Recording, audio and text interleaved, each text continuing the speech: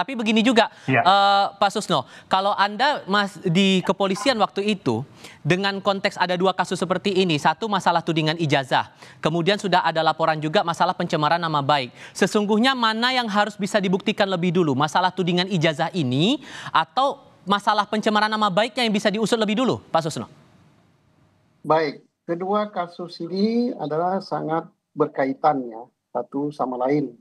Pertama, kita hargai Pak Jokowi sudah membawa juga permasalahan ini ke ranah hukum. Karena hanya ranah hukum lah yang bisa menyelesaikan isu-isu ini.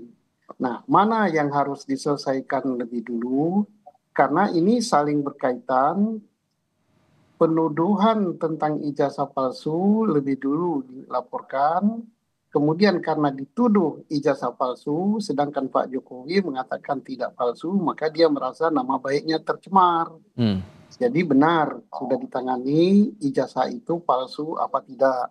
Dan membuktikan itu palsu apa tidak, itu tugas daripada penyidik, bukan melalui perdebatan di luar. Nah, penyidik membuktikan itu tidak terlalu sulit ya. Karena apa? Institusi resmi yang mengeluarkan ijazah itu masih ada dan lembaga itu sangat-sangat punya kredibilitas di Indonesia bahkan di mata internasional, yaitu Universitas Gadjah Mada. Tentunya dia adalah saksi pokok untuk menentukan, untuk menjelaskan itu palsu apa tidak.